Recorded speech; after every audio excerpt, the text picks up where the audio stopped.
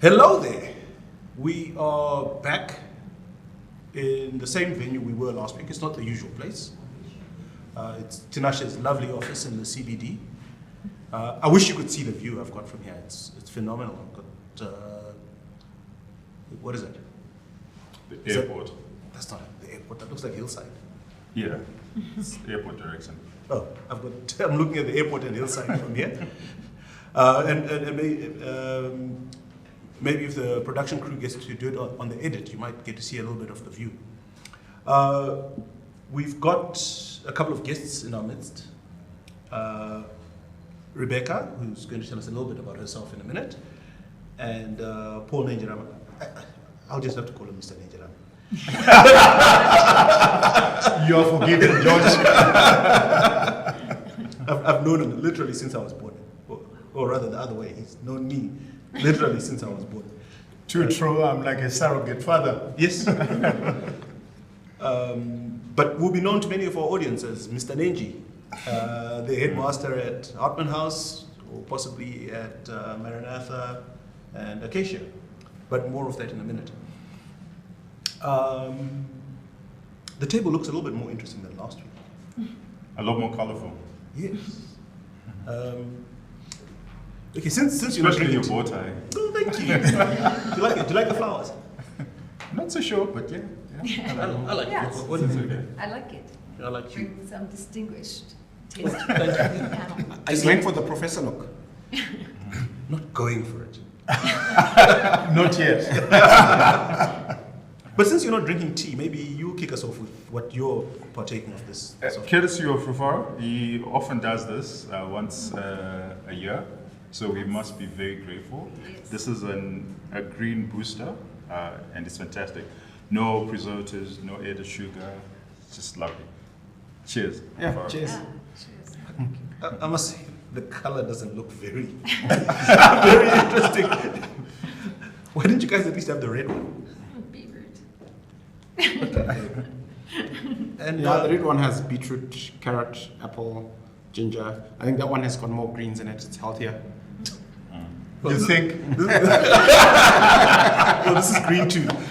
Yes. We're going to carry on with our And non-alcoholic what are we beer. having? And he's having the real deal of the same brand. Of Heineken. Yeah, it looks thought like you asked Jal- for a none of the Zambezi. local. Yes, Rufaro, I wanted to be patriotic and I'd asked for a Zambezi. What happened? Yeah, but you know, I went to a bottle store and they didn't have bottles that I could take away. You needed, they had The empties. I needed empties and I didn't have any, so we had to upgrade you. Thank you. I'm delighted. Which is good. I don't consider Heineken an upgrade from Zambezi, by the way. Oh, I think the okay. Zambezi is far superior. Thank you. Is the taste any different? Oh, they seem to be the same. All right. Wait until I've had one or two. So, Rebecca, how did you end up on the show? How did I end up on the show? I guess an invite from Mr. Tinashe over there. But in terms of what I said before, when I just walked in and met you, I never will say no to an invitation to talk about education in Zimbabwe. It's my Yeah. passion. And your background, a little bit about. My background, I'm from the US originally, and I met my husband at Stanford in grad school, studying international education. But before I met him, I spent a year and a half teaching here in Chirumanzu at a school called Chengwena Secondary School. Chirumanzu. Chirumanzu. Do you know where that is? I have no. I can tell you on the Mashingo Road, we were about 60K from Chaka. That's where I was teaching. Sort of the Mvuma area, right? Yes, past Mvuma. So after the experience of teaching there, I was very interested in Zimbabwean education and the way exams are used as gatekeepers, and how all of it is sort of based on class and your access to English and quality education. So I studied that in graduate school, and then after marrying my husband, found myself back here, which we thought was for a year, and 22 years later, here I am. Because Zimbabwe is beautiful and an amazing place to raise a family. So I've been in education here in many different aspects. I worked for the U.S. Embassy, helping students access U.S. education. And then in 2015, I started a nonprofit called Education Matters that I direct. And we opened a very different model of transformative high school in 2020 called the USEP Community School, which is 100% for low-income students who are brilliant from around the country. We have students from all 10 provinces at our school. Yeah, so I've been involved in different ways. I've seen some of the brochures for your school, and it looks like it's a very high quality institution. I mean, on par with the trust schools in terms of quality. You say it is. On paper. No, He's never been to the school, Yeah, right? Yeah. So, But I mean, it looks like it from the pictures. Yeah. And we'll talk a bit later maybe about how you're able to fund that and give access to kids from lower income backgrounds Yeah. and do that sustainably. Thank you. Yes, and I think the goal of our school is to help students to access international scholarships for university, but with the distinct and very intentional purpose of coming back to build Zimbabwe with the skills that we match between what they've grown up with here and what they find outside to come back and solve problems here. admirable. Mr. Nenji, a little bit George. about your background. I thought you could easily have done it without asking me to, because you have also known me for a very long time. I will try and just put it in a nutshell. I spent 35 years at Hartman House, St. George's College, which is the oldest boys' school in the country.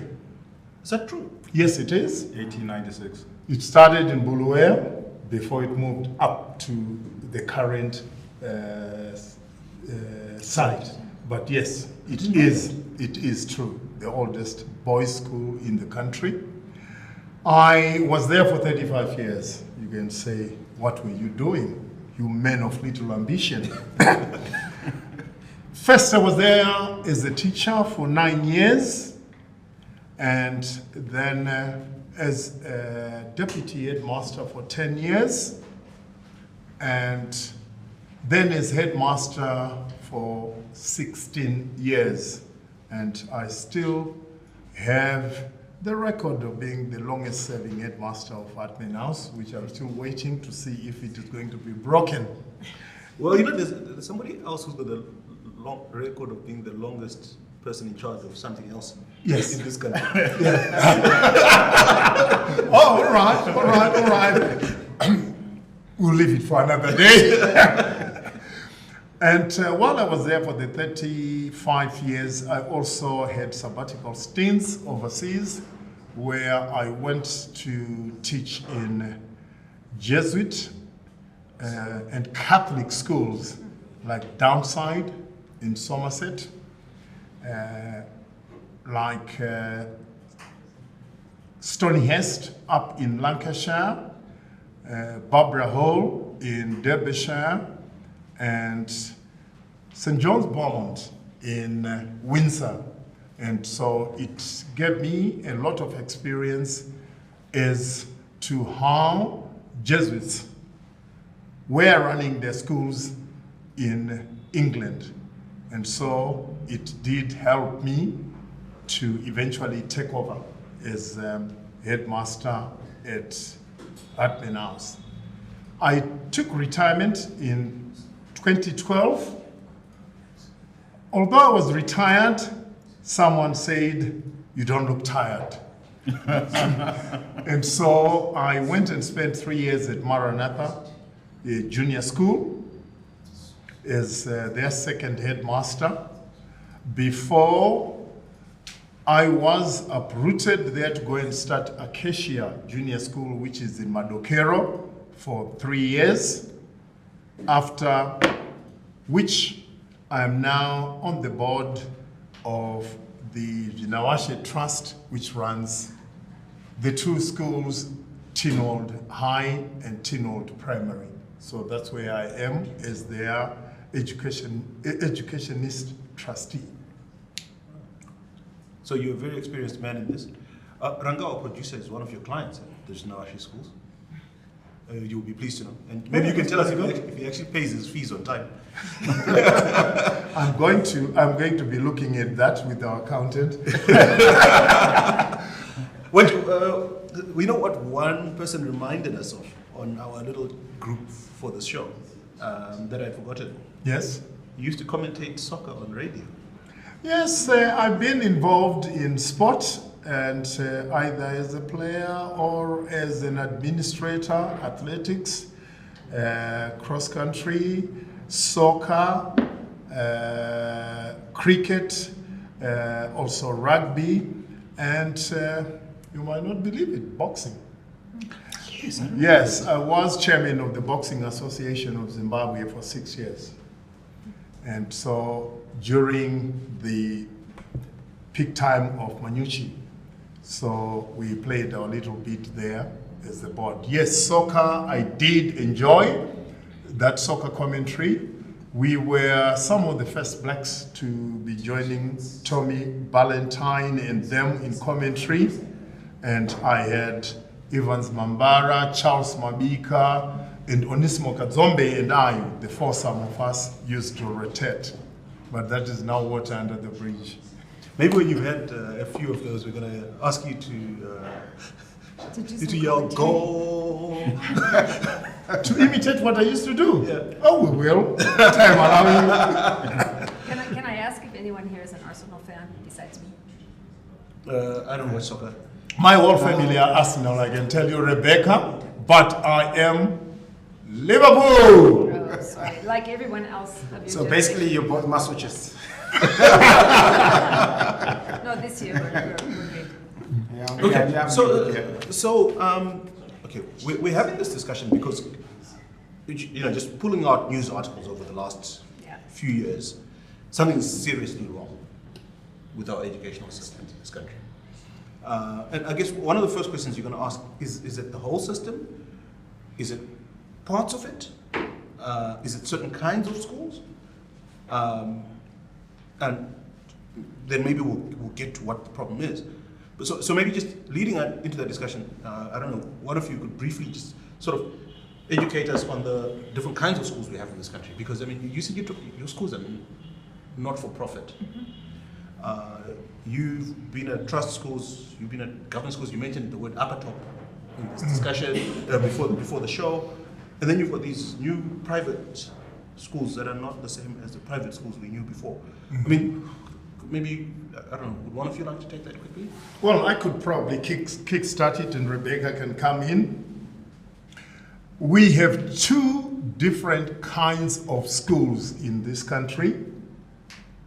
The government schools and non-government schools.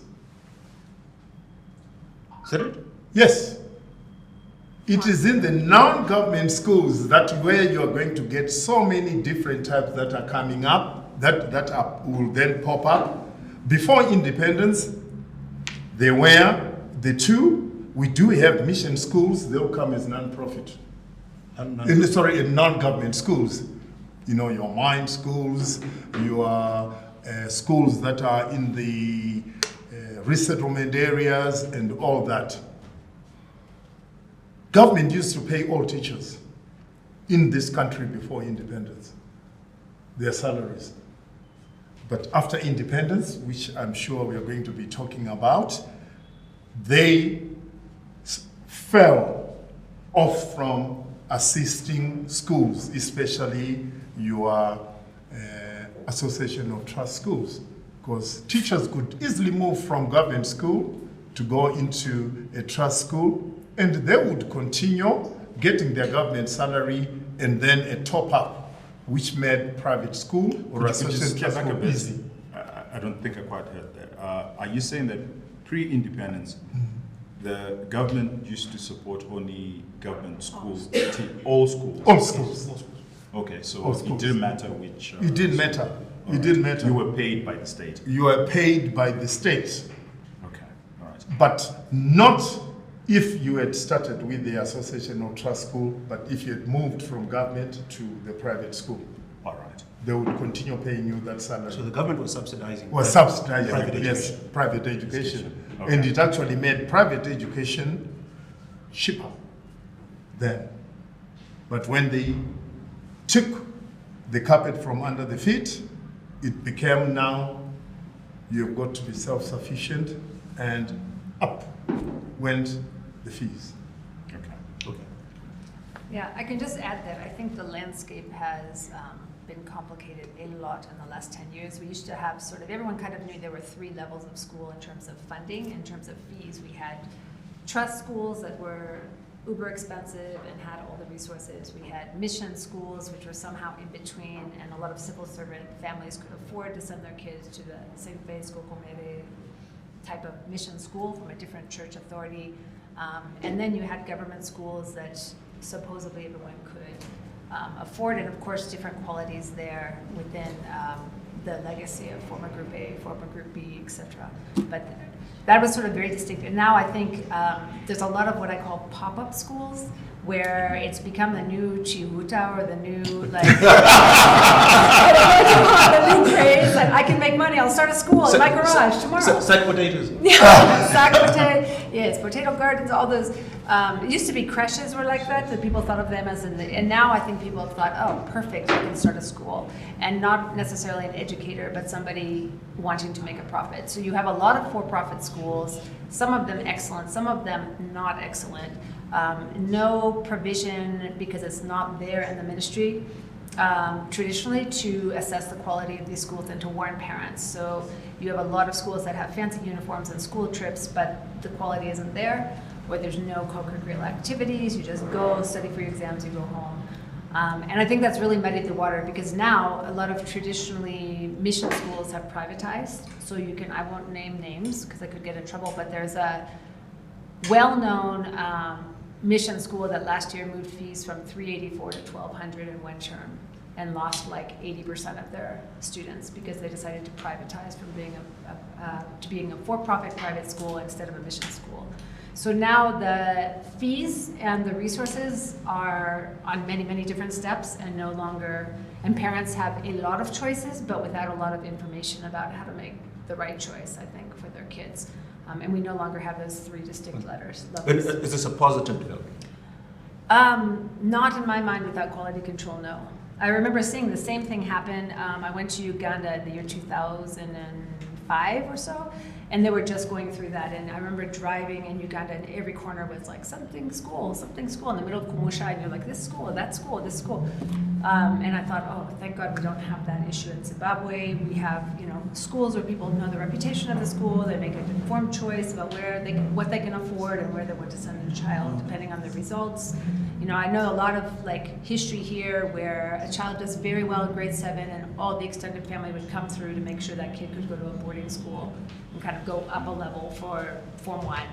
And now I don't think it's positive, because there are a lot of quality schools whose enrollments are going down, a lot of solid government schools that are not getting the support they need because those kids are getting bled into lots of sorry to take you back again. Yeah. I just wanted to understand the history of mission schools, because clearly there's a clear definition between government schools and non-governmental schools, especially pre-independence. Now, what I want to understand is what has been the evolution of missionary schools. So it depends. If you take, for example, the Catholic Church, which you could talk a lot more about, and at an archdiocese or diocese level, same with the Anglican Church, same with the Methodist Church, they would often decide this is going to be a school that's more resourced and it's going to cost more. Hence your St. George's, your Dominican convent. This school is going to be more like we're going to provide a service for this community. And it also depended on, is it a Marist school, is it a Jesuit school, is it, right? And so the Marist brothers, for example, were like, we're going to go with the sort of traditional middle-class model of a boarding school that's run very lean, where the people in the civil service can afford that school. Okay. But now what's happened over the last, even as close as 5 years, just before COVID, is that some of the churches are really hurting for funds for those mission schools. And they've decided, well, if we privatize, we can get the levels to, we too want to access Cambridge. We too want a swimming pool. We too want a bus. We can't afford it on the kind of fees that we can. Are you saying there are missionary schools that didn't have swimming pools? Oh, yeah. Oh, yeah. Oh, yes. The ones that had were the exception. Yeah. All right. Yeah. Yeah, so it's like St. George's is not a typical mission school. A typical mission Catholic school can be, or not Catholic, but would be like St. Anne's Goto in Weza. That's an Anglican school, right? Yeah.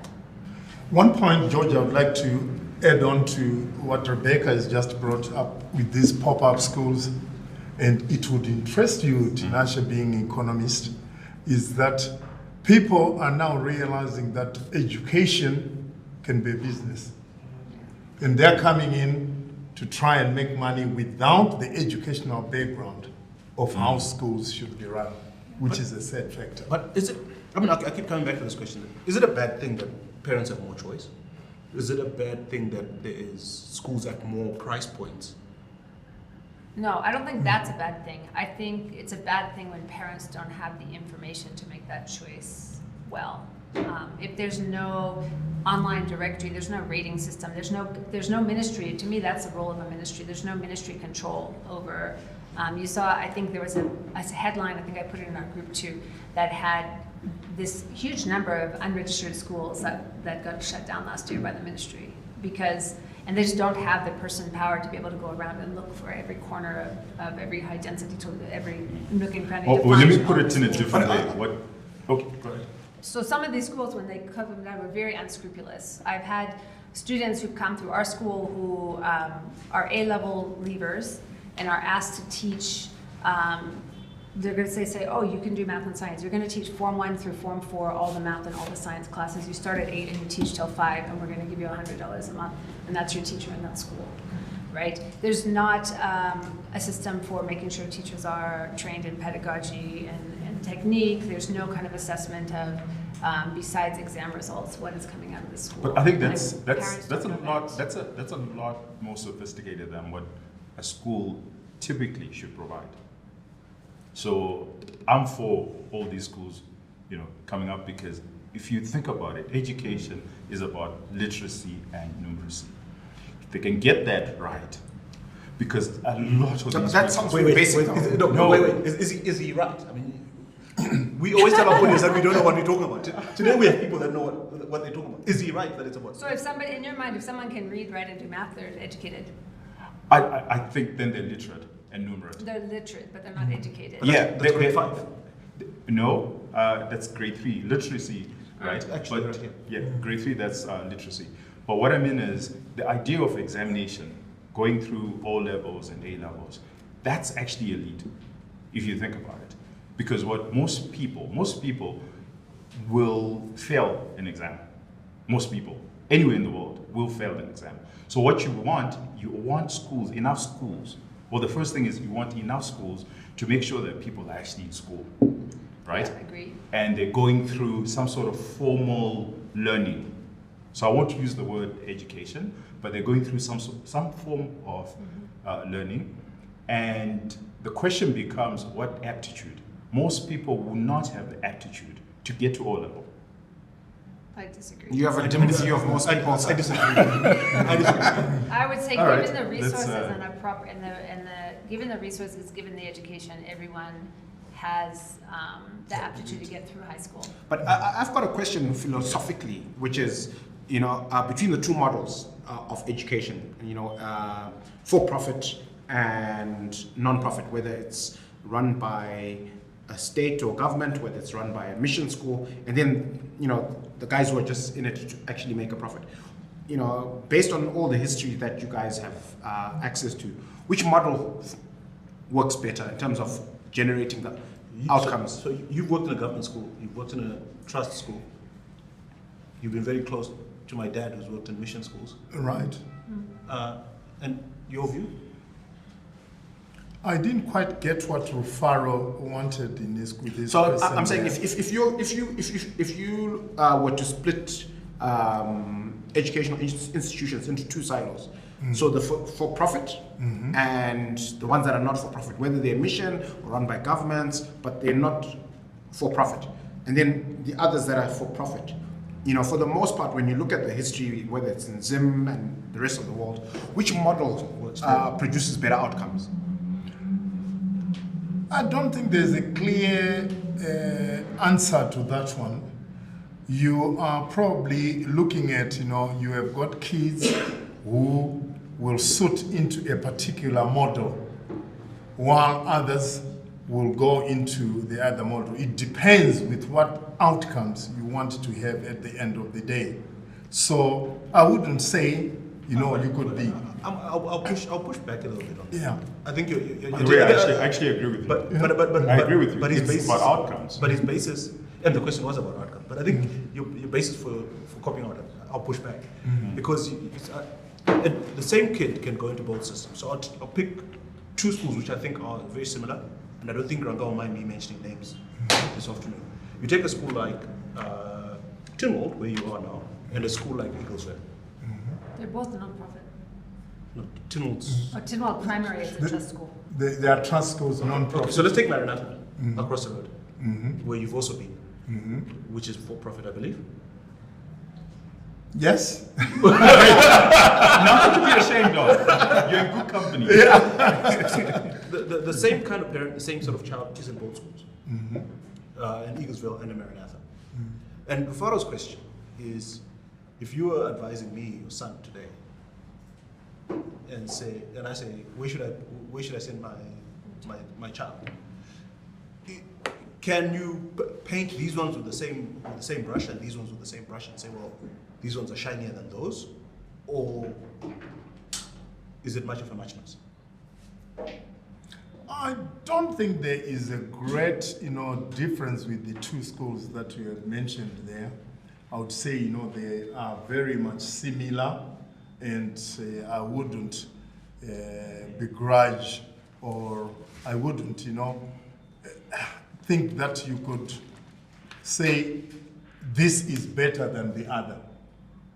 There's a muchness on those two schools that you have mentioned. I would totally disagree.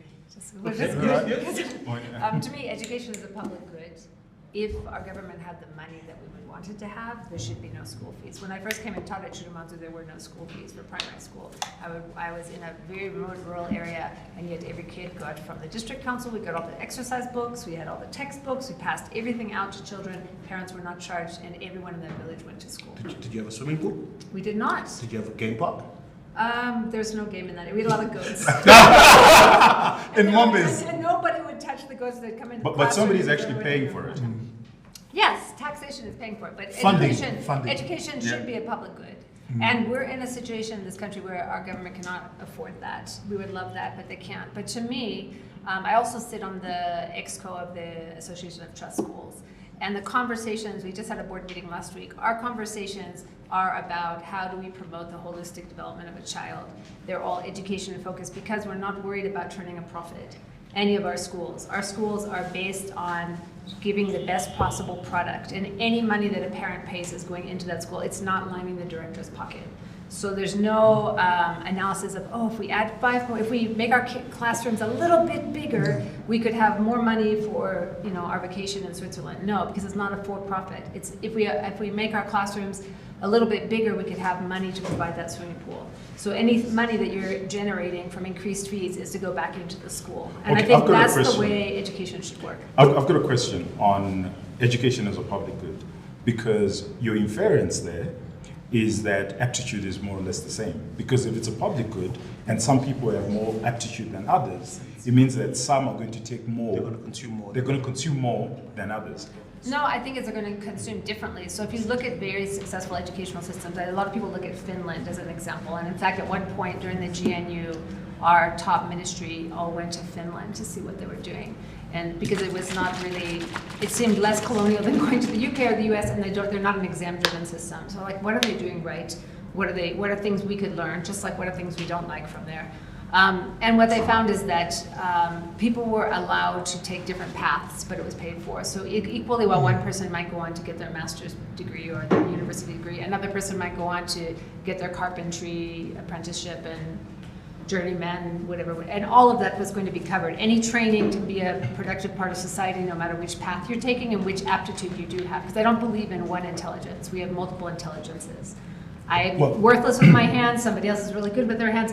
But in a ideal situation where education is a public good, no matter what your strength or your talent, it's being nurtured. If you're a cricket player, it's being nurtured. If you're an artist, it's being nurtured. If you're, and all of that is But nurtured. the idea of a public good is to standardize. And I'm going to push back. That's the problem you will have. No, Especially but because you can't compare I think Finland. you get the point she's making. Yeah, no, but what I mean is you Don't can't go compare picky on Finland to Zimbabwe because our incomes That's are why I said, vastly ideally, it different. should be a public good, but because we cannot afford that, Yeah. it should be a non-profit Exactly. venture. So I agree with Tinashe. If I was signing off on that trip, I'd be asking that question to say, what do you guys hope to learn in Finland? They're so much wealthier than us. Whatever they have there, whatever outcomes they're able to achieve, they've got 10, 100 times the budget for. Are we not better off going to Botswana or Zambia and learning from Our them? education is better than Well, I'm not sure. Yeah, so. This is a good place for us to take a break. Twitter audience, just stay on. We'll chat a little bit while our YouTube audience gets to watch a message from our sponsors.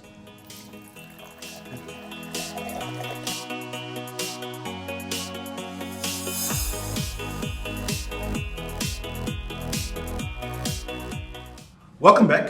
Are you guys refreshed? Yes. You didn't get a beer top up. You're going a bit slowly. This is not, I'm not going at the same pace He as doesn't you want to end two. up under there. Let me just say, this is not how I know him. This afternoon I was actually telling someone about the first time I ever had a beer with my dad. And you were there. You probably don't remember, but he picked me up from the airport and he says to me, "Do you want to have a beer?" I said, "Yes." We came to the pub. You guys were drinking at prison. You were old enough. Yes, I was old enough. And they ordered a round. By the time I had 3 sips, they'd ordered a second round.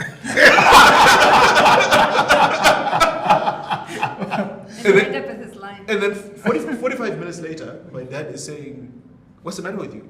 Finish your beer, we need to go home." And I still had 3 there. No, it reminds me of when I used to teach in Chiramazo, and the teachers would be like, "Oh, we're all going to get a drink. Do you want to come?" I'd go, and then they would start drinking, and I would have like 4 Fantas lined up. You can't drink 4 Fantas. You're keeping up with the rounds they were buying. Every time they bought, they put another one. It's like, oh, it's okay. Yeah, that's the sort of problem I have with these chaps. Yeah. Anyway, welcome Good back. problems to Look, we're a little bit all over the place towards the end of the last segment, but I think important issues came out. Yeah. But I mean, let's zone in a little bit on the funding of schools. So we've definitely got a problem. We've got, on the one hand, headmasters, or let's say school administrators. We can see they're visibly strained. They can't provide services, particularly in public schools. The schools are not running well. We've seen pictures of rundown swimming pools, dysfunctional, defunct halls, school halls, buses, and so on. That's on the one hand. You've got on the other hand, parents that are struggling and feel the schools are asking for too much. And you've got the government coming in and saying, well, you can't do anything about your fees without our consent. You can't kick out kids that don't pay school fees, send debt collectors after the parents. I mean, I was going to ask, does this work? But I mean, clearly it's a mess. How should it be? Oh, I can just. I've Yes, got in a couple Finland it ideas. will all be free. No, not in Zimbabwe. I don't want to be hanging my head on that. In Zimbabwe, I think a couple interesting things. One is during the 2005 to 8 time, which my kids all call it the hard times. I did a research for a consultancy which was looking at why were certain government schools continuing to run and others in the same community completely not happening, no teachers not learning. And I looked at 2 schools in a high density that shared a border. You know how you can have like a barrier wall and you can have Zingeza 8, Zingeza 4, or Glenview 1, 2, 3, and they all share a wall. So I looked at 2 schools right next to each other. So same population, same parent body. One of them was running like normal, great running. The other one was completely, there were no teachers there, kids were playing around, nothing was going on. The difference was the school head. And it's localized control. You can't, something That's like interesting. education can be done, yeah. And the difference, what did the school head of the functional school do? He called all his teachers together and said, we know the situation. You're not gonna have salaries that are gonna keep up with hyperinflation. What can we do to keep you teaching? And together with his teachers, he came up with a list of goods they needed, their basic consumer basket for the month. And then he went to the parents and said, the only way we can keep our school going if every person in the class agrees to bring one of these things. So here's the list, sign up for one of these things, and they kind of equalize the value. So either you're bringing cooking oil, or you're bringing sugar, or you're bringing eggs, or you're bringing muruo, or you're bringing, and they made the list, and every end of the month, the teacher would get these goods and keep teaching. Because teachers want to teach. Teachers are there because they love, they could be doing many other things. They love, there's nothing like the spark of teaching a child. So once you have that, you don't want to be on strike, starting your side hustle. You want to teach, but if you can't survive, you can't survive. So that was very interesting to see that it was that head and their leadership that kept the school going, as opposed to the other one who was just like, well, nothing we can do. No, but how do they pay for fuel for the bus? There's no bus. I'm talking about a government school. Maybe the Primary trust schools. schools. Okay. What So was that's the- very different. Trust schools, it became, during that same hard times, it became, well, this whole split in this country was who could access foreign currency as opposed to who couldn't. Now it's almost everything is done in foreign currency. At that time, there was a huge split. And parents who were going to trust schools were parents who could access the USD. And so they could continue to access that and pay. I think the difference between that crisis and this one was that companies used to pay school fees, a lot of companies. That's true. And a lot of companies have pulled out of that benefit. And now it's all on the parents to fit it into their salary. That's a big difference that have made some parents pull their kids out of trust schools who went to trust schools themselves simply because they can't afford it. But I think that was one interesting point I was going to make, was the difference in leadership. I also think it's decentralization is another issue. There's a great book called If Mayors Could Run the World, because if you go to a small town and you have the mayor of that town who's dynamic, they can actually make a change. It's very difficult to sit and think about this whole country and all the issues and say, how do we make a change? It's a lot easier when your unit is I smaller. totally agree with you. So if Avondale Primary School could, Yeah. if Avondale could have control over Avondale Primary School, Yeah. I'm sure Avondale Primary School could reflect the wishes of the community, and more people would pull themselves out of private schools and actually put their kids there. But if they don't have any control over the finances of their own school, that community, then. So you make a fantastic point about, philosophically, about the model of how, of education that works, which is, and it's expressed in the example you gave of the two schools, where one school, the headmaster and parents took ownership Yep. of the issues of the day, that the salaries weren't keeping up with hyperinflation. How do you keep the teachers in the game? Yep. And so, and this is what I've always felt, that any institution, and this is true in education as well, where the parents in this, Stakeholders. are the biggest stakeholders, they're the customers. If they have skin in the game, if they have a say in the affairs of that institution, then they can drive it and they can get the outcomes that they're looking for. The problem that we have in our country is that you've got a centralized education, public education system, where you have a bureaucrat in charge of the whole country, sitting in an ivory tower, and Whose kids are in Finland. I think you would. Or in an 8-year school. and you know, whether the education outcomes at some government school in the middle of nowhere are fantastic or atrocious doesn't actually affect them in any way. But hang on, we've got SDCs, school development committees. Isn't that talking about exactly what Rebecca was talking about, where the parents and the community get together and make decisions about how their school ought to run? I think this is one of the good things that the government did, to say, especially with 8-tier schools, that if 20% of your parents are in agreement that the fees are going to be going up, You can do it. you can go ahead, do your application using the channels that are laid down there. Yep. The parents have been given the room to have a say. And yes, what Rebecca was saying, parents obviously have got to have a buy-in. Without the parents' buy-in, it could not have happened, even that with that headmaster. So where are the wheels coming off, right? So we saw and today I'll throw out names. don't care if Franca fires me. We saw tweets about Prince Edward. We saw tweets about Ellis Robbins. Basically, completely. What's the word? Derelict. Prince Edward maybe not at the level of dereliction, just out of respect to Tinashe. But they've got a school development committee. How have they ended up there? Part of it is a lot of the infrastructure at our schools was built very long ago. So I remember going to see Evelyn Girls School, if you're throwing out names, in Bulawayo. It's a beautiful, beautiful old school that's 100 years old. But if your furnace system, your water heating system, your electricity hasn't been changed for 100 years, all of a sudden, everything is going to need to be rehauled. You need to not patch the ceiling. You need to replace the roof. You need to replace the electricals. You need to, and the school fees are not going to the school fees are just keeping things going. So where are you getting the money to do all of that?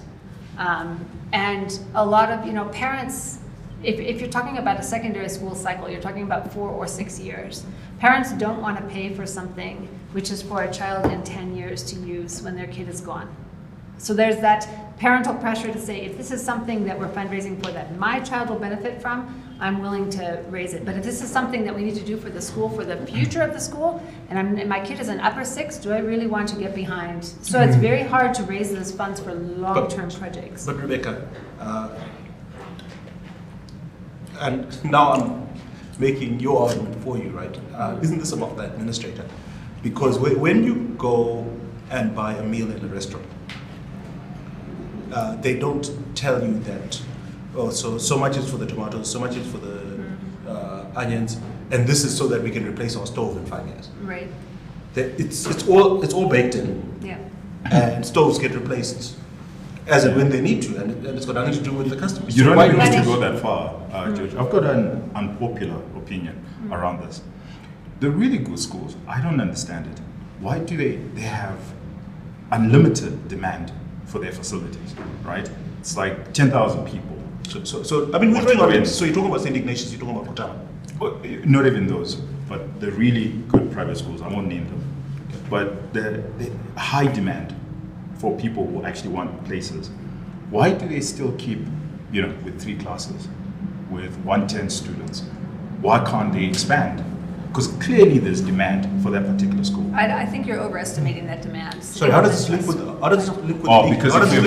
leaky roof at Evelyn? No, because if Evelyn could get, if it was a really good school, I don't know. No, back in the day, but it's a government school that's fallen apart. It's extremely vulnerable. But the trust schools, for example, if you increase the number of people who can come in and paying, the thousands of dollars, then you can have capital expenditure. No, but the problem, the good schools like the trust schools don't have this problem. Let's go back to Evelyn, which is a good case in point, right? You start with the trust schools, and then it will cascade down to schools like Evelyn. I think what you have to also realize is that the trust schools are a tiny, even though they get a lot of noise because of their resource base and who goes to them, they are a drop in the ocean of the number of students who go to school in this country. So when we're talking about education and financing in this country, we're not talking. It's like saying we're talking about low-income housing and let's talk about Borrowdale and Mount Pleasant. Like it's not even that relevant. Trust schools will continue, but the trust school enrollments are also going down, and the reason for that is literally the economy. Our parent base cannot afford. Sorry guys, I'm just going to pull us back here on course. Let's go back to the leaking roof at Evelyn. Let's talk about the green swimming pool at Hague Park.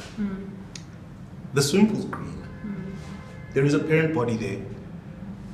There is an administrator in charge of that school. Is it because the parent body has decided that the swimming pool is not important? No, they cannot afford it. They can't afford it. But this is the thing, it's economics. The same amount of money, have as many people as possible. So what you need to do is, you can't increase, so there are 2 ways in which you can do it. You can increase the school fees, but it's clear you can't increase the school fees. Or increase the enrollment. Or increase the enrollment. But I'll argue with you there, because increasing the enrollment, there's two ways of doing that. So it's increasing the class size and increasing the number of classes, right? Which brings on all the costs for every. So if you look at, I live really close to North Park School. When we moved into our home, North Park School was an amazing school, and it was having about 25 kids per class. And we moved there when our kids were little, thinking they were going to go to they were going to walk down the street and go to North Park. By the time my child got to grade 1, there was 55 people in a class, and all the homeowners had left the school, and all the gardeners and maids and people who were helping had brought their kids to that school, and it's now got a very different population. And those kids might be just as bright, and I'd argue they are, but their parents do not have the resources to keep up the swimming pool. So how do we solve that. this? Well, increase the number of classes. So not But necessarily then you need the to number pay of more students. teachers, But- you need to but build more there's a surplus. classrooms. But But once there's you a have more surplus. people, there's a surplus. You now have more people. But I have a simpler, The I have a ministry had simpler, more I have a people. simpler solution. Instead of just privatize these things, right? Just You're not solving because they cannot afford. But so let's go into why they can't afford it, right? You've got these Group A schools in northern suburbs that were initially built to cater to people who actually lived in that neighborhood. Like your example, you expected your kids to go to the school because it was across the street or they could walk there, right?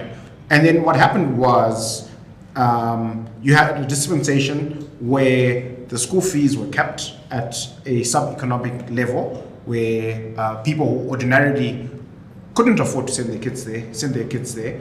But because the fees were sub-economic, the infrastructure over time deteriorated. And that's how it got to where it is now, where after 20, 30 years of no maintenance, the place is falling apart, right?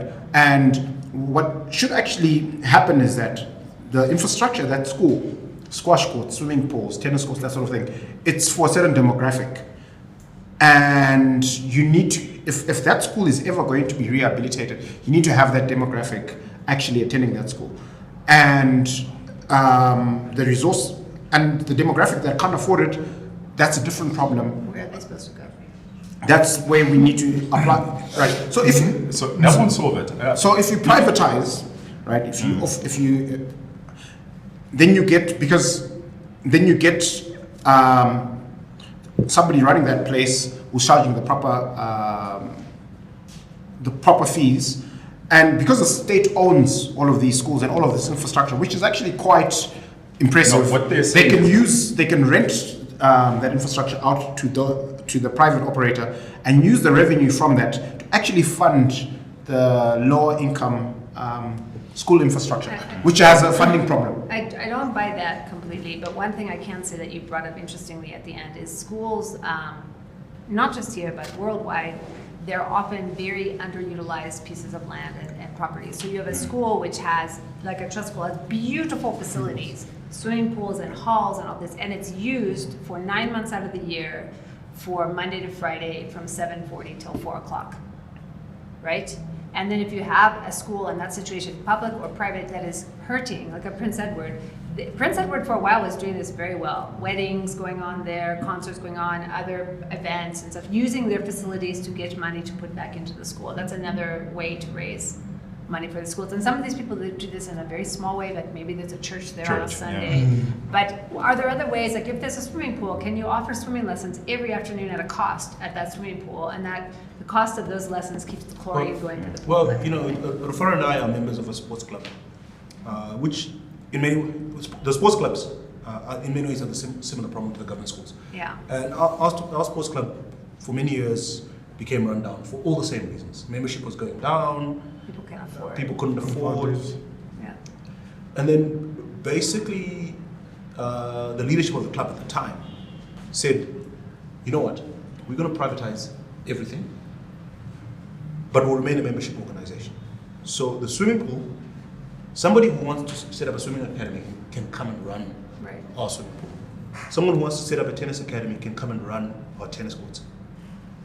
And they're all going to pay us a rental, and now we can maintain our facilities.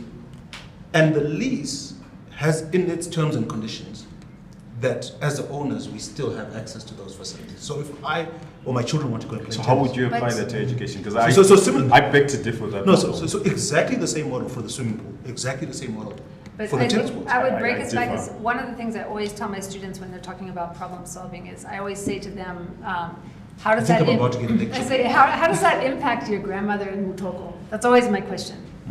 And I mean, it could be in how does that impact your gogo at kaya kezi? I mean, it doesn't matter, right? But how does that, think about the majority of people in this country are in rural areas, and we're talking about swimming pools, right?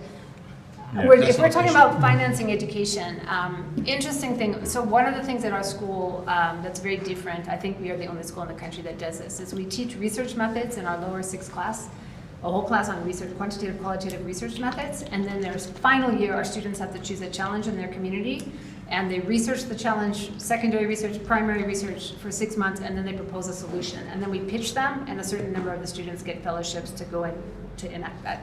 So our first class, I graduated 2021, there was a student from Zaka.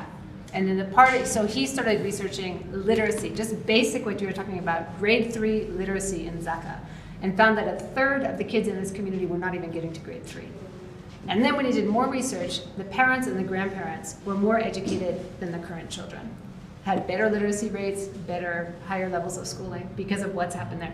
And that's because somebody in a drought year in Zaka cannot even afford the $5 a month to send their child to a school. Can't afford an exercise book, a uniform, anything. So to me, that's the crisis. He ended up starting a free school that the Gogos are teaching to let kids go to school. He has like 30-something kids in his school.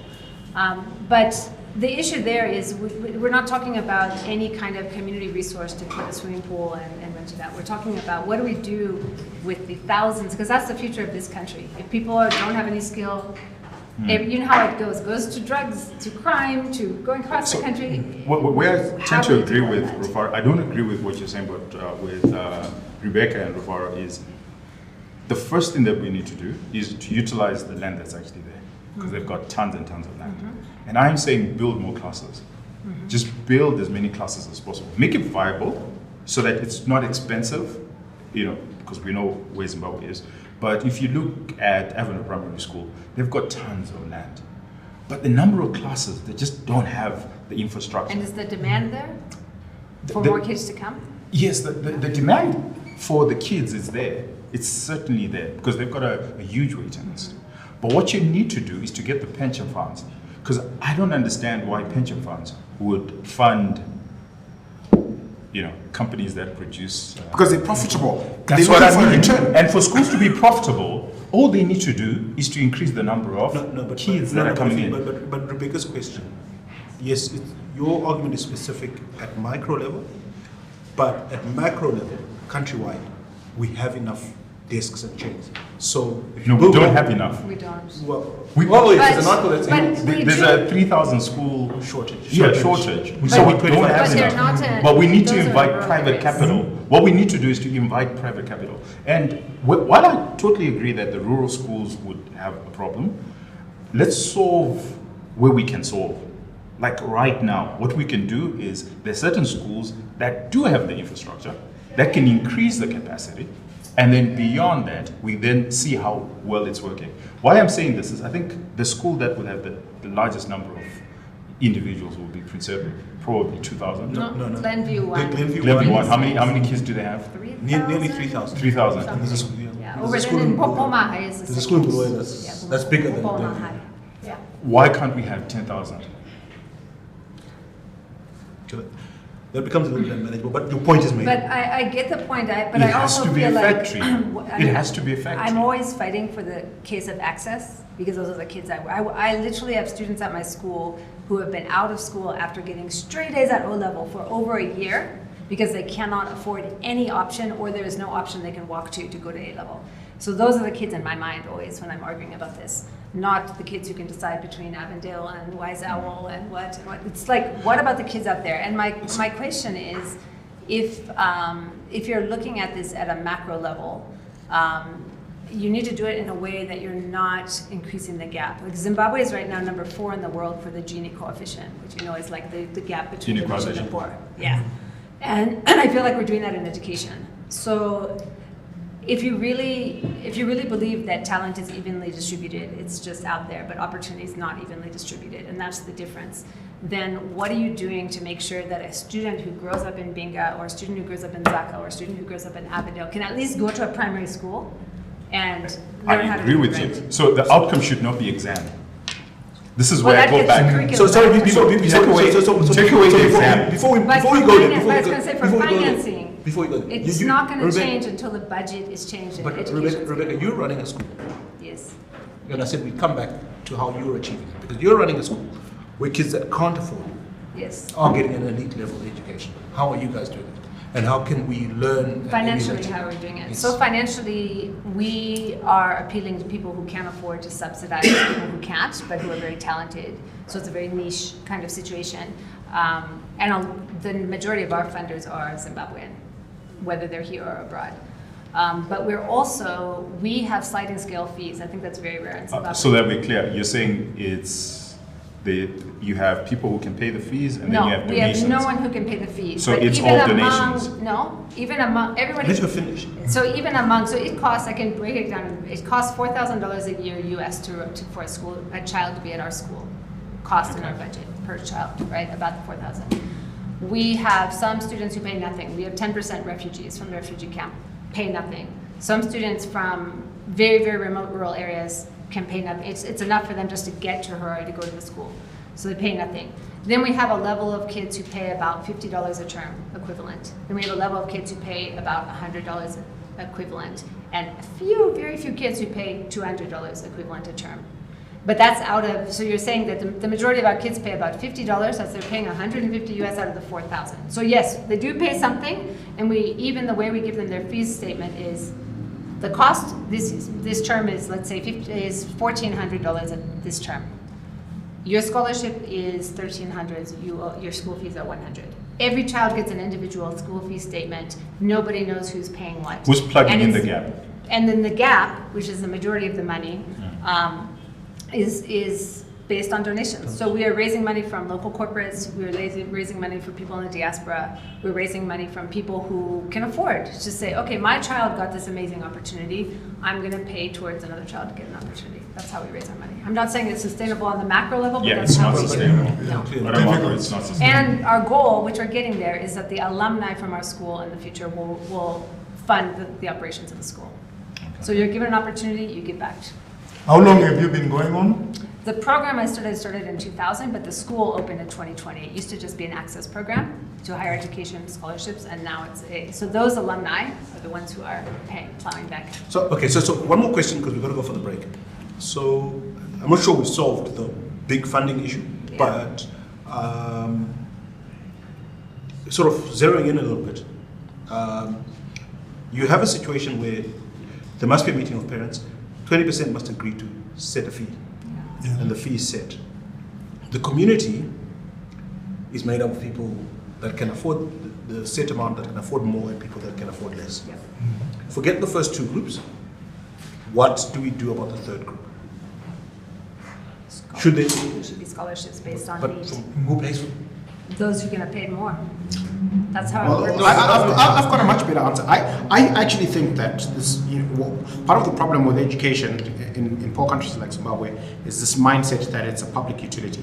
I actually think that the market, if it was afforded an opportunity, could actually solve the problem. Because if you think about the funding problem, fundamentally what it is you've got an individual with talent and potential, but they do not have the money to go through school, right? But if somebody actually bridged that gap, and this individual went to school and became a productive part of society as a doctor, an engineer, an accountant, and a lawyer, it's just a timing gap, because eventually they can pay back, they can actually pay as when they become a productive member of society, the cost of their primary and secondary education, right? Oh. So you just need to create. This used to they use it more. No, Yeah. That's one side of my Ruvar, I husband agree has with to you, say. but not for the doctors. Because actually the majority of people, this is what I was saying, the majority of people don't need to be writing O-level exam.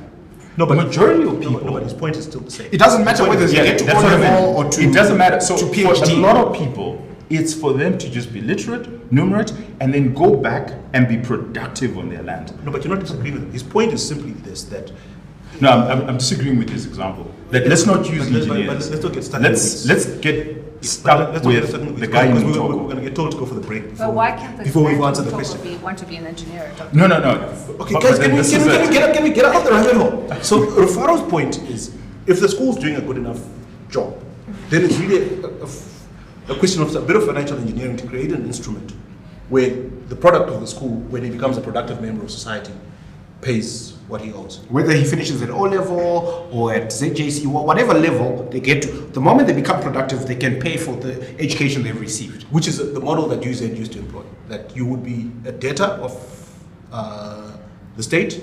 When you got a job, you had to pay back. And that works at university. Sorry. It doesn't work in primary. Why not? Why not? Like your I school. don't think it works in a society where Yeah, over it doesn't. 85% of the people are buying and selling. In the Yeah, informal it sector. doesn't. What works is, for somebody who's buying and selling, it's you want them to be literate and numerate.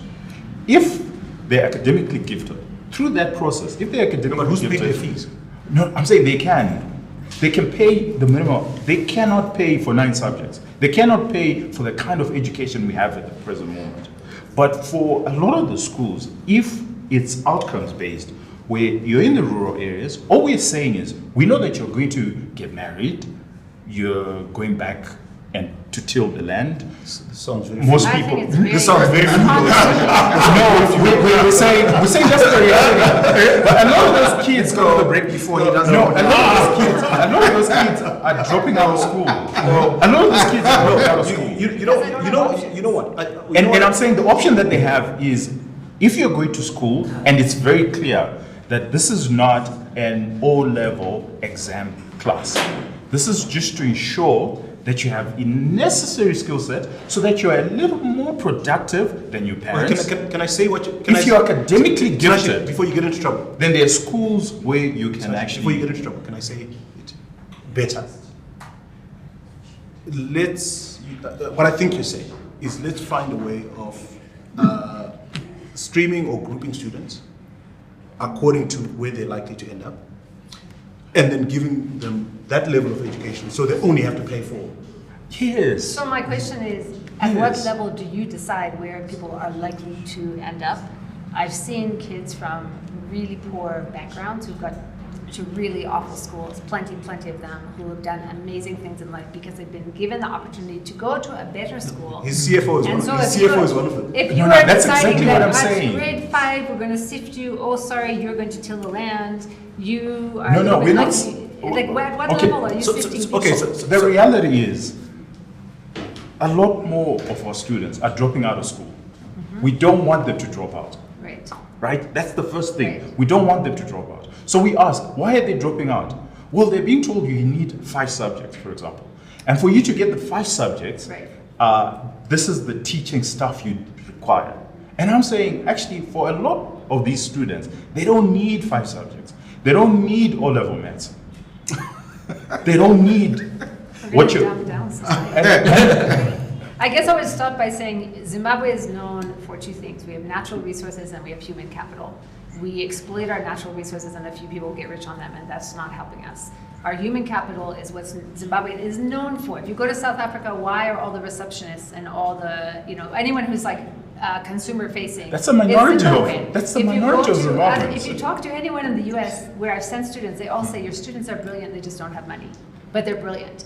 And I think we have incredible human capital, but our education, what an O-level student used to be able to do, they're no longer able to do. So Yes. the issue is Yeah. not to dumb down our And this curriculum. is a it's good to place for us restore it. It's a good place for us to go to a break, and we can come Yeah. back and talk about the curriculum. But we've got a gentleman here who's been dying to say something, and we've had an American and an Zimbabwean. Well, I wanted to say one point that had been raised about, having different pathways that the children can be able to follow. We used to have it before independence, where after your primary school education, children could be able to go either to F1 or F2.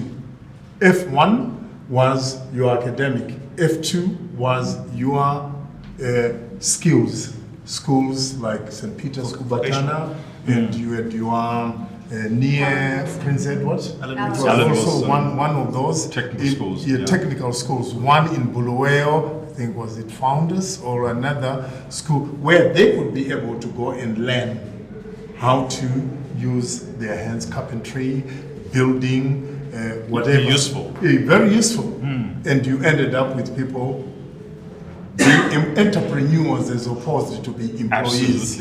Absolutely. So there was that, and we used to think it was an inferior type of education to be sent So- there.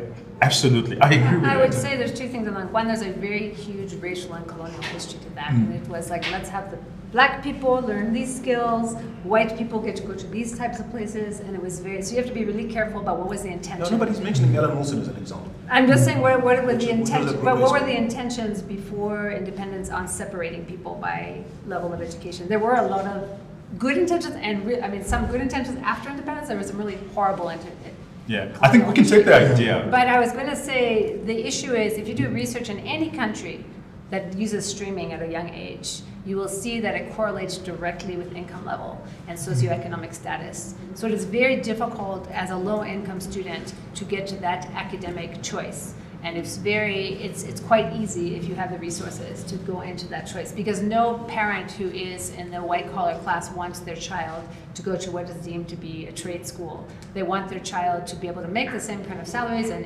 Zimbabwean parents, as you know, there's only five professions in the world. You have to be, if you're good at biology, you're a doctor. If you're good at math, you're an actuarial scientist. If you're good at physics, you're an engineer. And God forbid you do arts, you have to be a lawyer, right? And that's the way it is. So if we're trying to open up to what is the global economy, Change of mindset. we've got to change that mindset that we put people into little groupings. No child at 16 knows what they want to do for life. Guys, we are already getting into the subject matter of the next segment, so shall we take a quick break? Sure. Rufaro, are you drinking both your beer and the red stuff? Yeah, I'm Mixing. yeah. Nostalgia, detoxing. We'll be right back.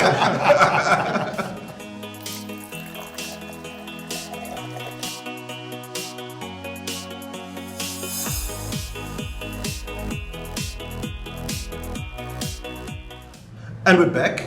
I see you've topped up your drink. Finally. Finally, time is going. So And Rebecca, I can see you can't stand any more stuff. Would you like some red stuff? no, I'm good. Are you sure? What is coming out very clearly to me from the last two segments is there are no easy solutions to this education issue. There are more questions than answers, and there are a lot of different views on how to get it right. But I think there seems to be some sort of consensus that it's not working. We need to fix it. I'm not sure how. But I also thought it might be good for us to just talk about the actual content of the educational system. So when you went to school, you used to do Cambridge syllabus, and these were Oxford syllabus, I believe. No, it was Cambridge. We did Cambridge. Okay.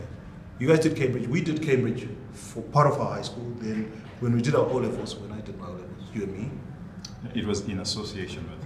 It was now Zimsec Yeah. in association with Cambridge. Cambridge. Yeah. but we did Cambridge A-levels. And then eventually it just became Zimsec everything, and then it became a choice between Zimsec and Cambridge. Or both. Yes, and some schools are doing both. Yeah. Oh wow. And then came a thing called the new curriculum that came out of the Nenjerama Commission. So it was a new curriculum that was developed 20 or 25 years earlier, and then released all of a sudden. As educationists, maybe let's dwell on the Zimsec system, because the Cambridge one, not much we can do about. Your thoughts about it? The good, the bad, the ugly? I would begin by saying Zimsec came out of Cambridge. Before Cambridge pulled out, they made sure. Before we kicked them out? No, I think, there was a process. It was a process. it was a process, and I think it probably took a process of 5 to 10 years. There was training that was given to our local, exam setters, exam markers, and adjudicators, and all that was involved in that, and it was very systematic, I would say. The problem that then came, and up to now, you would find that Zimsec and Cambridge exams were comparable. There was a student that I still remember who did both Cambridge and Zimsec A-levels. I think it was maths, accounts, and economics. Got better exam marks for Cambridge, and lower marks for Zimsec, because Zimsec local exam were considered it was a harder exam than the Cambridge. So the standards were comparable, but then with failure to pay exam markers, the financial problems that Zimsec were having ended up, obviously, standards dropping to an extent that they lost a lot of the human manpower that they had, and people were refusing to cooperate and assist to an extent that there's now trust and confidence issues with Zimsec. But that's the examination system. But Yeah. what about the actual curriculum? So that's what Which is what the kids should be, in terms of the content of what they're learning or should be learning. Yeah. So I think there's a couple of issues here. One is that in this country, we've come to value the number of points or the number of exams you write, and not what you are able to do. It's this time of the year when we get all the articles about the people who've broken the record for how many, they've written 20 O-levels, they've written 10 A-levels, but that same child may not be able to write a research question, may not be able to write a paper, may not be able to make a speech to defend an argument, might not be able to apply math and statistics. They can take exams. So I feel like we're getting to the point, I can just talk at the secondary level, where we are teaching people how to take exams. And we are valuing the number of exams they can take. But these still students, we're not matching what we want them to learn. I can give a couple examples. The first day of school at our school, we give all of our students a blank map of Africa, and we ask them to write in the countries. And the average number that they can write out, a passing mark in my class is 50 out of 53 countries. I don't know if you guys In Form 1? That's No, hard. in lower 6. They come in and we're like, here's a blank map of Africa. No preparation. They don't know they're going to do this. Fill it in. And you generally do static, and they get an 8 or 10 out of 50. And they have no idea which country is Ghana, which one is Senegal, where do I put that? Where's Kenya, where's Tanzania, which one is Burundi, which one's Rwanda? We have this opportunity. Burundi and Rwanda, come on. We have this opportunity that we have nationalized our curriculum, but we have not made it an Afrocentric curriculum. We don't even know where countries on Africa are on a map, in lower 6, right? Yet we want to talk about international trade, but we don't know where these countries are. So that's one missed opportunity, and it goes back to what are we teaching kids? Like I said, do our kids know how to write a research paper? Do they know how to cite sources? Do they know how to program in a computer language? Do they know how to even share a Google Sheet or a Google Doc and work on it? So when you get to an employer's level, I mean, I know you said you're going to talk about this with higher education, but most people enter employment after secondary school at some level. What can these kids do? And we've got people coming to us at work who can't write a letter. Right. Like, so put the address and write dear sir. And it came down to, we have these top kids around the country at our school, but we tell them you can only do 3 A-levels. We're not entertaining this, do 5 or 6 A-levels, and the other half of your curriculum, we are going to write it. You're going to learn how to program in 2 languages. You're going to learn how to communicate. You're going to do communication skills. You're going to do critical thinking. You're going to learn how to solve problems in a team. You're going to learn how to research a problem and devise a solution. now we feel like when you leave high school, you are ready to go to university and kill it, or you're So ready to join I the don't know. workforce. I That's actually how agree I with think you. we I need to agree with change. you, but I Yeah. wanted to ask this question. It's nothing unusual in China, around about the same time. China, the UK, in the US, you do have these exceptional kids who write 10, 20 subjects. We don't have any everywhere. national exam system in the US, so you have to take them out of that. All right. Okay. Yeah. But in the UK, for example, they will have their kids. Who But I don't written- know if you'd call that an exceptional kid. I've met kids who can write Okay. who've written 20 exams and cannot write a letter. I don't call that an exceptional kid. I call that a kid who can write exams. Okay. Right? I think I just wanted you to make that. Yeah, and I clarification. think that's where we need Zimsec to really be on board. I am a shout out to an exceptional headmaster, the new headmaster, well, relatively new headmaster at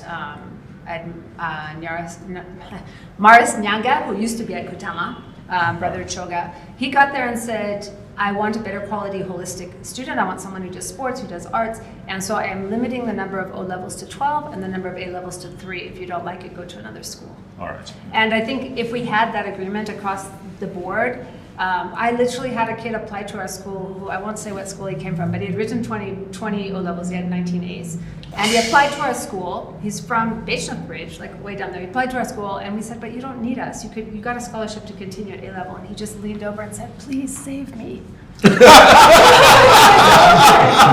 he said, if I stay where I am, they're going to make me the head boy and I'm going to have to write 8 subjects and I want to learn how to draw. I'm really into art and I want to investigate the environment and I want to think about conservation as it means in my community. I want to do all these things. I'll do math, biochem, I'll get 3 A's, but I don't want to just write exams.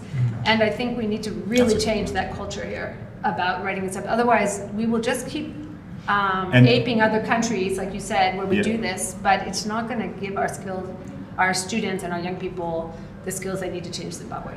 Great inflation. Do you believe that Zimsec, there's a number of articles that have been written where there's been an argument that right now, if you were to write Zimsec, there's some sort of great inflation. Everybody's getting A's. It's like Oprah, just. I think it's more. The rigor. I think there have been some structural changes. So, for example, if you take Cambridge math at A level, there are papers in statistics, mechanics, pure math, and that's all part of it.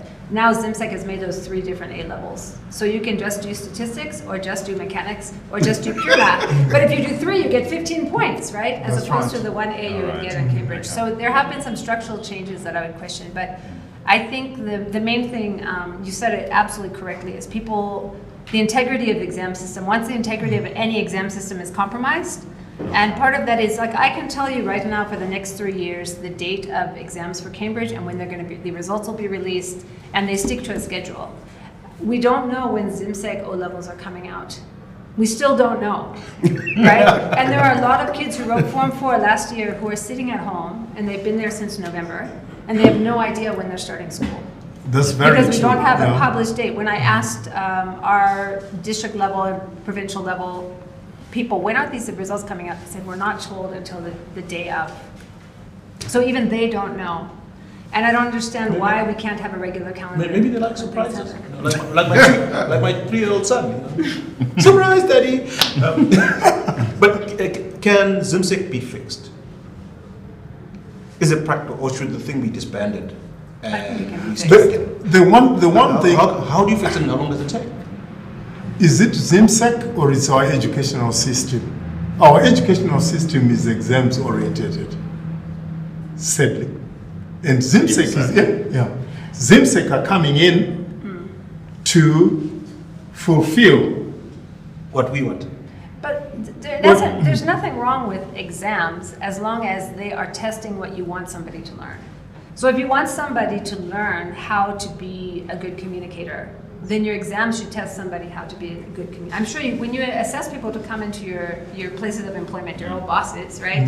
You set up an assessment that's going to give you the skills audit of what you need in that person. And part of that's interpersonal skills, and part of that's, whatever it is. And you're going to set up your whole hiring process to determine. So our assessment process, as long as we determine this is what we want a student who finishes O level to be able to do, then you go back to, are the exams testing for that, or not? We then also have got to ask to say, is the curriculum what we want? Yeah. The Nenjerama Commission was done a long time ago, The 80s. and it was gathering dust on the shelves Yep. with no one implementing it.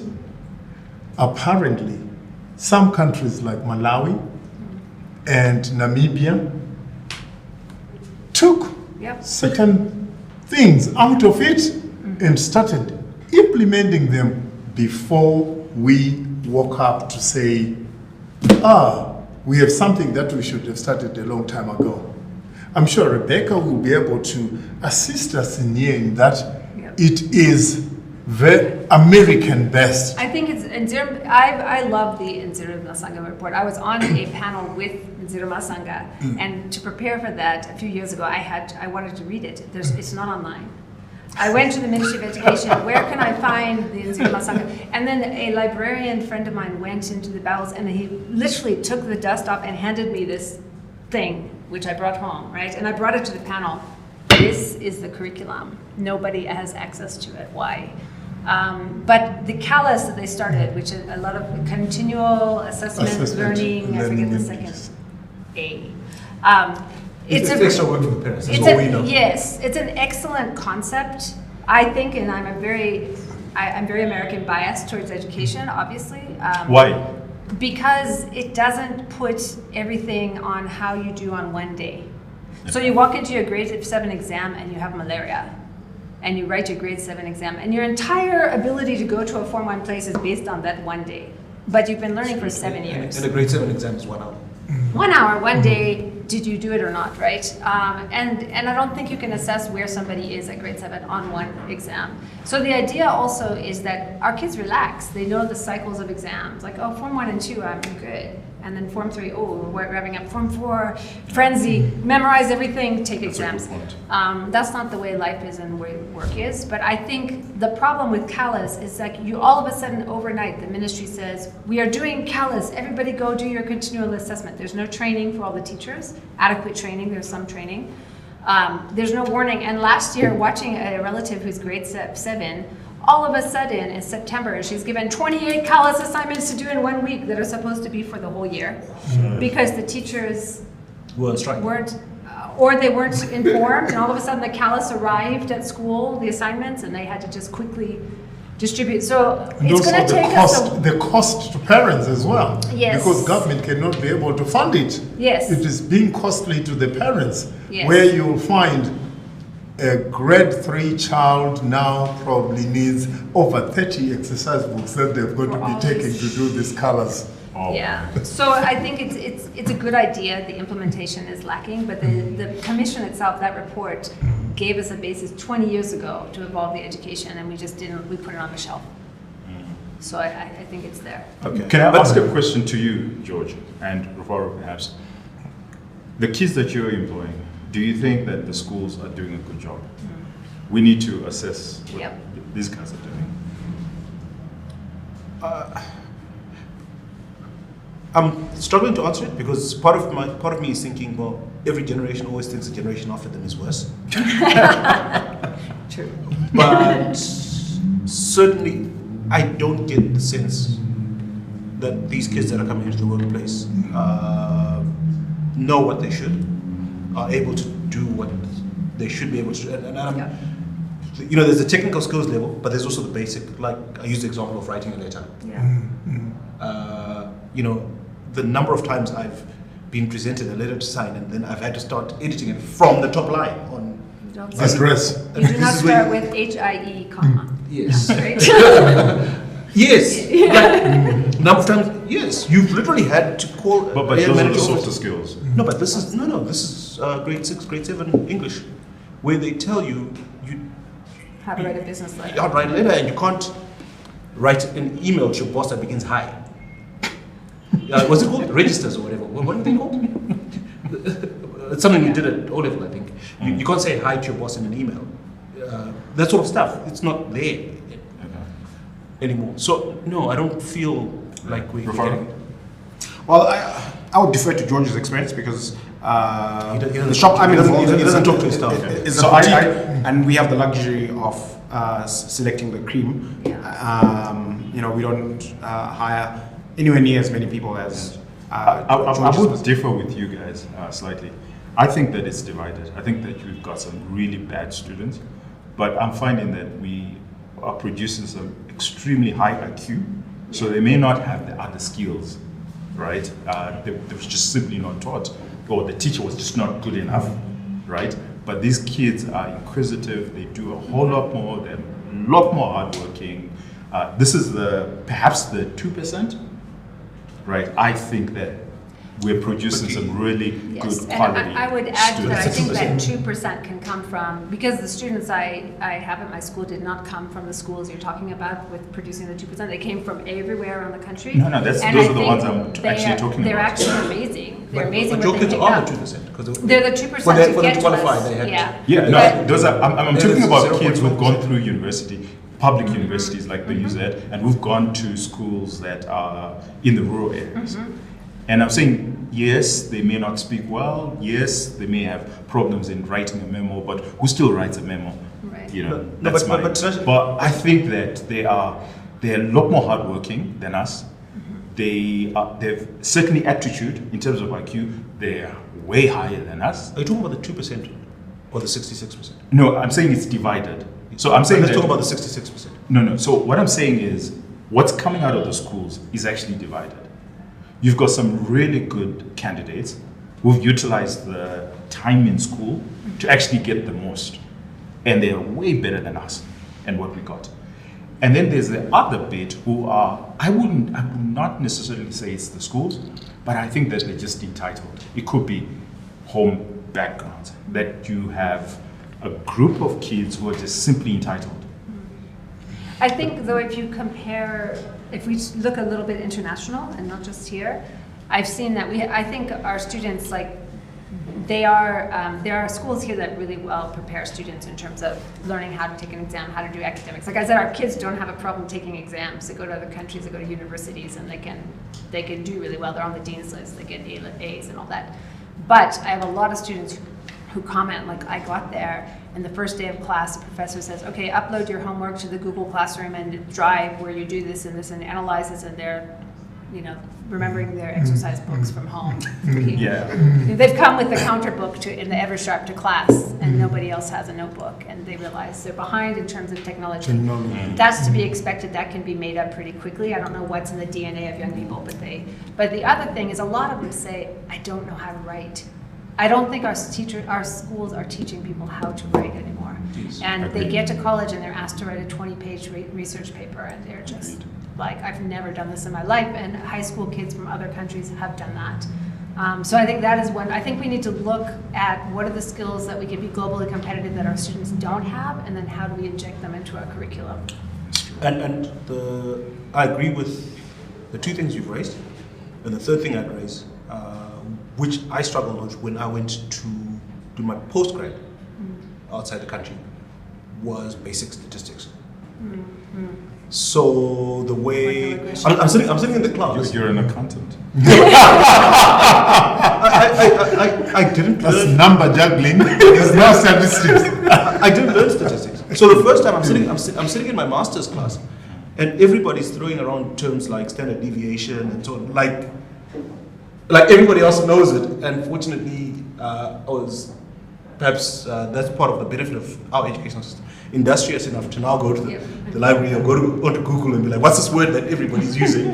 What is the standard deviation? deviation. And why is it important? Yeah. But everybody else, no matter what they'd studied, you know, even guys who came and they'd done law, understood the But basic you see why I statistics. said it's so significant that Zimsec has now separated math subjects, and you don't have to do statistics if you don't want to. Because statistics was a downfall of most A-level math students. And they're like, oh, you don't want to do statistics? Just take the pure math paper.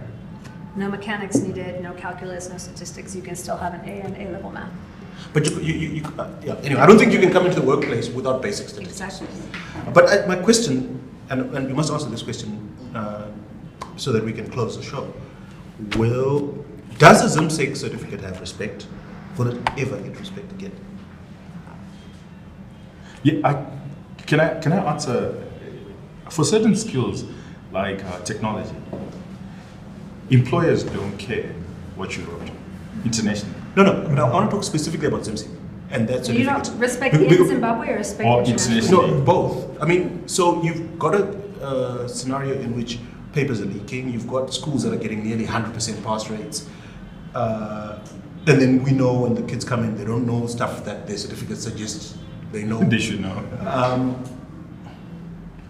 Leaking of exams, George, they leak everywhere where there is an examination body, but it is how you handle the leaks that matters. Explain. What is Zimsec doing wrong then? We talk about the leaks, and then that's the end of it. And there is no no action taken. investigations that end. Pardon? There's no action taken. No one goes to jail. Well, there is one or two there that they talk about as students who are being. They take a fine. Pardon? They paid a fine. They were having to pay a fine for this leak, and it ends there.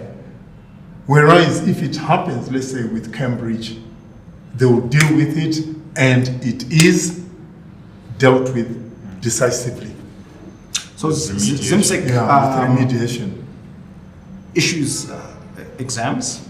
There's another institution in our country that issues something else that also has a faith and confidence challenge, and I'll put them in the same WhatsApp group.